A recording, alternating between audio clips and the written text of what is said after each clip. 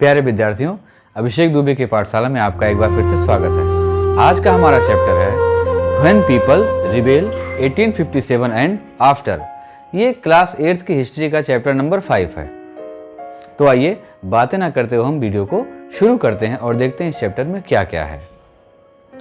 सबसे पहली बात कि चैप्टर का नाम है व्हेन पीपल रिबेल। तो ये जो रिवॉल्यूशन वर्ड है, रिबेल है, इसका मतलब क्या होता है? तो रिवॉल्यूशन का मतलब होता है जब सोसाइटी में राजनीतिक रूप से एकाएक परिवर्तन लाने के लिए कुछ बहुत बड़ा किया जाता है।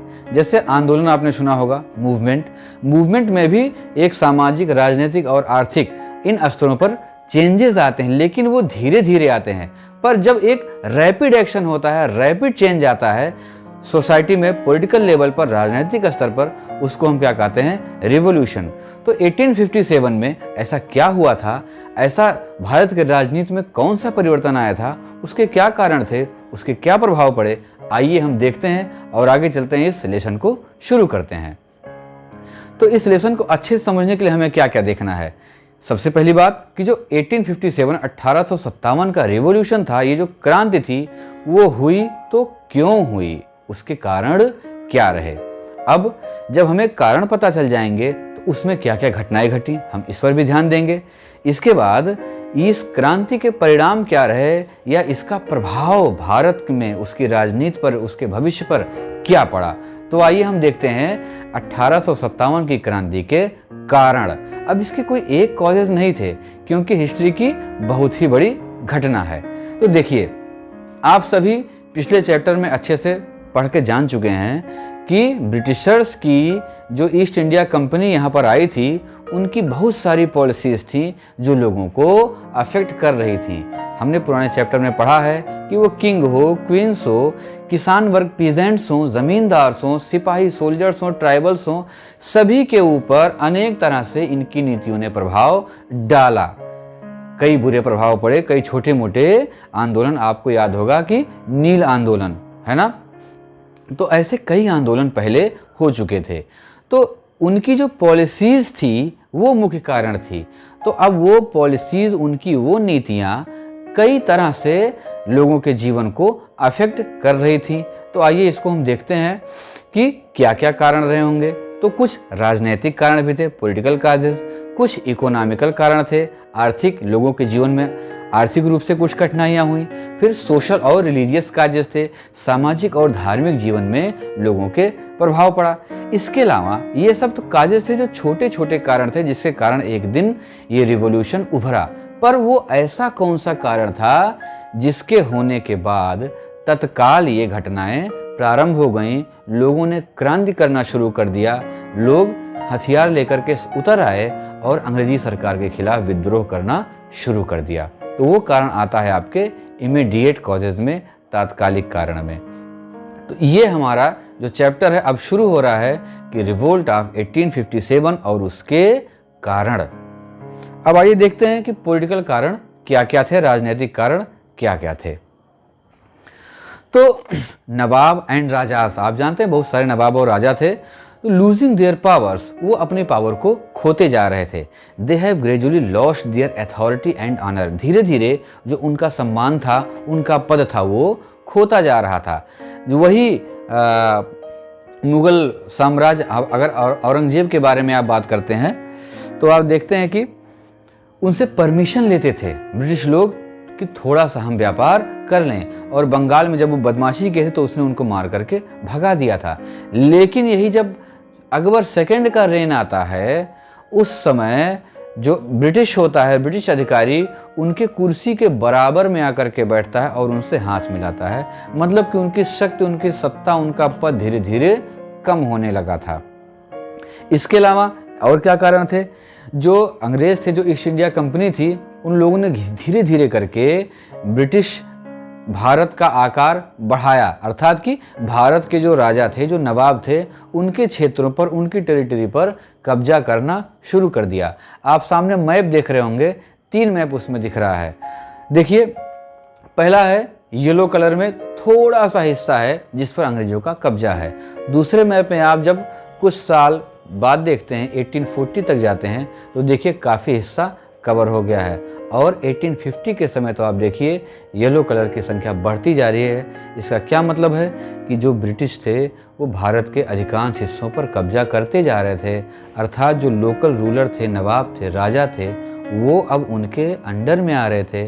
उनकी टेरिटरी, उनका क्षेत्र ब्रिटिश शासन के अंतर्गत आता जा रहा था।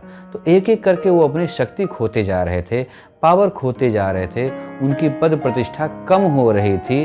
अब यदि ऐसा किसी के साथ होगा तो जाहिर सी बात है उसके मन में क्या होगा, असंतोष आएगा, क्रोध की भावना आएगी और एक दिनों गुबार बन के फूटेगी। तो ये छोटे छोटे कारण आगे रिवॉल्यूशन के लिए एक बड़ा पॉइंट बन रहे थे। अब इसके अलावा देखिए, पिछले चैप्टर में आपने पढ़ा subsidiary alliance, doctrine of lapse. Subsidiary alliance ये जो सहायक संधि थी लॉर्ड वेलेस्ली लाए थे। इसके बाद डॉक्ट्रिन ऑफ लैप्स की लॉर्ड डलहौजी ने तमाम नीतियां लाई थी और वो राज्यों को हड़पने लगे थे। तो अवध अंत में 1801 में ये सहायक संधि को स्वीकार करता है और अंततः 1856 में इसी संधि के अंतर्गत उसको ब्रिटिश राज्य में मिला लिया जाता है। तो इतना बड़ा राज्य अवध पूरी तरीके से ब्रिटिश भारत का अंग हो जाता है। नवाब वाजिद अली शाह को दरबार से पकड़ के ले जाया जाता है और पूरे अवध पर अंग्रेजों का कब्जा हो जाता है। अब अवध की जनता, अवध के नवाब अंग्रेजों के प्रति रुष्ट होंगे ना? बिल्कुल होंगे। इसी तरीके से डॉक्ट्रिन ऑफ लैप्स जब लाए लॉर्ड डलहौजी, आपको सेकंड वाला बीच का पिक दिख रहा है, वही लॉर्ड डलहौजी हैं। तो इन्होंने राज्य हड़प की नीति लाई। आपने पिछले चैप्टर में पढ़ा है किस तरीके से झांसी, नागपुर, सतारा और कई राज्यों को इन्होंने ब्रिटिश भारत का एक हिस्सा बना लिया, अंग्रेजी राज्य में मिला लिया। जब इस तरीके से अब आगे क्या किया, आगे ये भी हो गया कि मुगल एम्परर अभी भी भले कम है पावर में, लेकिन वो कहीं ना कहीं भारत का प्रतिनिधित्व कर रहा है। तो क्या किया जाए, उसके प्रभाव को कम कर दिया जाए। तो ये डिसाइड कर दिया गया कि जो कॉइन्स छपते थे उस पर जो मुगल बादशाह था उसका एक ठप्पा होता था, उसका नाम लगा होता था। अब उसका नाम सिक्कों से हटा दिया गया। इसके साथ ही क्या हुआ, ये भी डिसाइड किया गया कि जो बहादुर शाह जफ़र हैं ये अब अंतिम मुगल किंग होंगे, इसके बाद जो होंगे वो प्रिंस कहे जाएंगे। तो इन्होंने मुगलों की प्रतिष्ठा को भी कम कर दिया, लोगों के राज्यों को हड़प लिया। आप देख रहे हैं किस तरह झांसी के राज्य को हड़पा गया, बहादुर शाह जफ़र भी आपको पिक में दिख रहे हैं। तो इतने बड़े बड़े नवाब राजाओं के पावर को ले लिया गया, उनके शक्ति को ले लिया गया, उनके पद को कम कर दिया गया। तो जनता और राजा दोनों में ब्रिटिश गवर्नमेंट के प्रति एक असंतोष उत्पन्न होने लगा। अब बस उसको मौका चाहिए था किसी एक ऐसे कारण का कि उनका गुस्सा फूट पड़े और वो अंग्रेजी सरकार के खिलाफ टूट पड़े कि अब इनको हटाओ, हमें अपना शासन वापस चाहिए। लेकिन ये एक पॉलिटिकल कॉज थे। आइए इसके आगे के कॉजेज़ को देखते हैं। आगे के कॉज क्या है, इकोनॉमिकल कॉज। भाई आर्थिक रूप से भी लोग परेशान हुए। जब ब्रिटिशों ने उनके शासन को कब्जा किया, उनके राज्य को कब्जा किया, तो जाहिर सी बात है कि नवाब और राजा के धन पर भी उनका अधिकार हो गया होगा। इसके अलावा जो भारतीय सिपाही अंग्रेजी सेना में थे उनका वेतन कम था, उनके अलाउंसेस भत्ते ठीक नहीं मिलते थे और उनकी जो कंडीशन थी वो भी टफ थी। उनको अच्छे तरीके से, यहाँ तक कि जो ब्रिटिश आर्मी होती थी, जो अंग्रेज होते थे, उनकी तुलना में उनका पद, सम्मान, वेतन, प्रतिष्ठा सब कुछ कम होता था। उन्हें हेय दृष्टि से देखा जाता था। तो कहीं ना कहीं सेना के मन में भी असंतोष था। इसके अलावा हाई रेवेन्यू टैक्सेस जो कर लिया जाता था राजस्व से, भूमि से, वो बहुत उच्च लिया जाता था, क्योंकि इनको केवल कमाने से मतलब होता था। किसान गरीब है, अकाल पड़ रहे हैं, ज़मींदार पैसा नहीं दे सकता है, उससे कोई मतलब नहीं हो सकता है। अब ग्रामीण क्षेत्रों में जो कृषक थे, जो ज़मींदार थे, उनसे हाई टैक्सेस लिए जाते थे और यदि वो टैक्स ना ले पाते तो जो मेथड टैक्स कलेक्शन का था वो बहुत रिजिड था, अर्थात सख्ती की जाती थी, मारा पीटा भी जाता था और कई बार तो उनकी ज़मीनें हड़प ली जाती थीं, ज़मींदारों से उनकी ज़मींदारी छीन ली जाती थी। तो आप देख रहे हैं कि एक एक करके सारे क्लासेस, सारे वर्ग ब्रिटिश शासन के लिए उनसे असंतुष्ट होने लगे थे। अब इकोनॉमिकल काजेज़ में आप पुराने चैप्टरों को याद करिए। महलवाड़ी सिस्टम था, रैयतवाड़ी सिस्टम था, परमानेंट सेटलमेंट था, कार्नवालिस जो लाए थे, रैयतवाड़ी को थॉमस मुनरो लाए थे, आपको याद होगा। तो ये सब सेटलमेंट क्या थे, इसके थ्रू टैक्सेस हाई लिए जाते थे। इस तरीके से ज़मींदार और पीजेंट्स दोनों की कंडीशन पहले से काफ़ी खराब हो गई थी। अब जब कंडीशन खराब होगी तो कहीं ना कहीं वो असंतुष्ट हो जाएंगे। अब आइए चलते हैं रिलीजियस और सोशल काजेज में। ऐसे क्या कारण थे ब्रिटिश गवर्नमेंट के जिसके कारण ये जो भारत के लोग थे ये ब्रिटिश गवर्नमेंट से असंतुष्ट थे। तो ब्रिटिश गवर्नमेंट एक्चुअली में चाहती थी इंडियन सोसाइटी में रिफॉर्म करना, एक बदलाव लाना चाहती थी। अब वो बदलाव इंग्लिश गवर्नमेंट के फेवर में था, लेकिन भारतीयों के विचार से उनके फेवर में नहीं था। उन्होंने पहला क्या किया कि इंग्लिश लैंग्वेज एजुकेशन में एक्टिवली प्रमोट किया कि इंग्लिश लैंग्वेज में ही सब कुछ अब पढ़ाया जाएगा। अब भारतीय इससे असंतुष्ट हो रहे थे कि हमारी भाषा को पीछे करके हिंदी को, संस्कृत को, फारसी को, इसको पीछे करके क्या लाया जा रहा है, इंग्लिश लाया जा रहा है। तो लोग इसके विरोध में थे।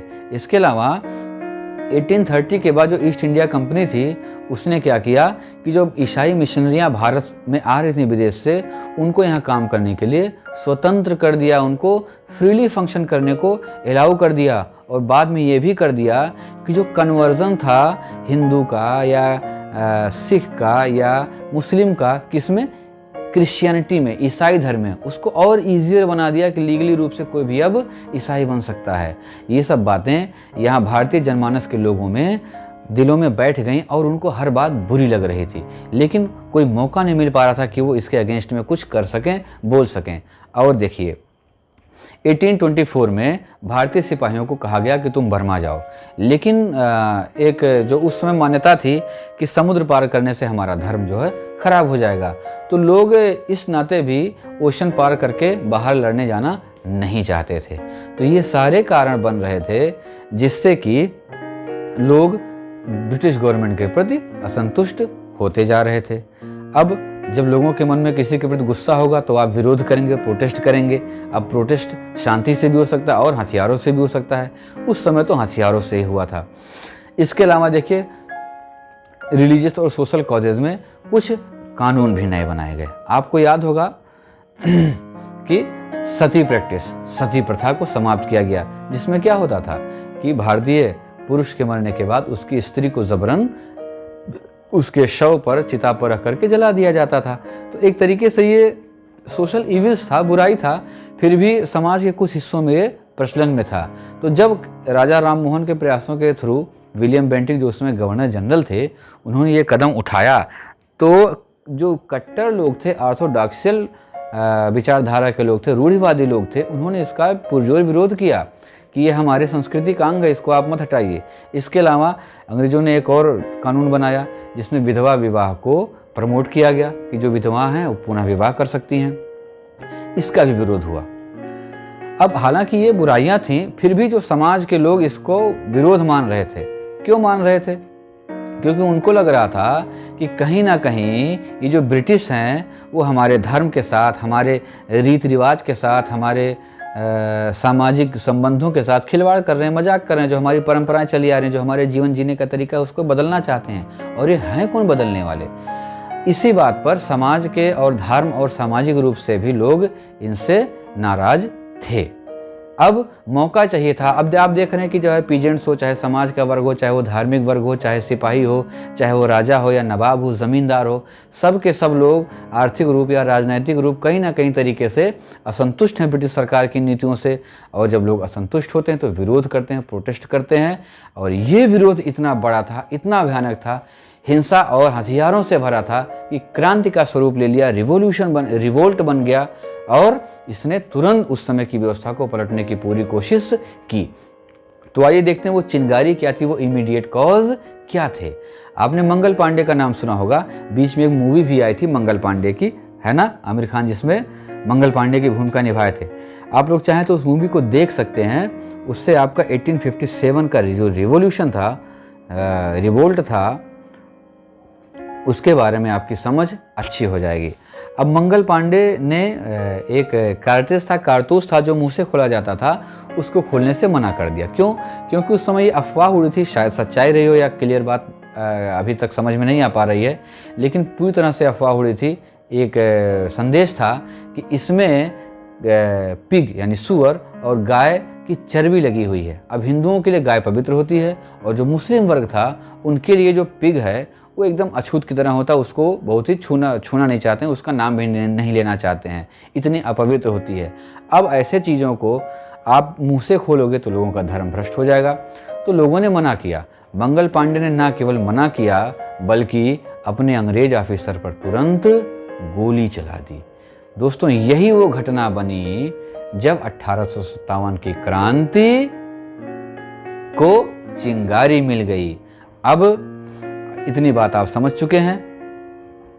आगे की बात हम नेक्स्ट वीडियो में देखेंगे कि जब 1857 की क्रांति हुई तो उसमें क्या क्या घटनाएं घटी। एक बार फिर से हम रिवीजन कर सकते हैं कि पॉलिटिकल कॉजेस थे, इकोनॉमिकल कॉजेस थे, नवाब राजा अपनी पावर को खो चुके थे, उनका सम्मान गिर गया था, मुगल सिक्कों से बादशाह का नाम हटा दिया गया, ज़मींदारों से ज़बरदस्ती अधिक टैक्स वसूलने के लिए कहा जाता था, पीजेंट्स को भी प्रॉब्लम होती थी, सोशल इकोनॉमिक जो रिफॉर्म हो रहे थे रिलीजियस, उससे लोगों को प्रॉब्लम थी।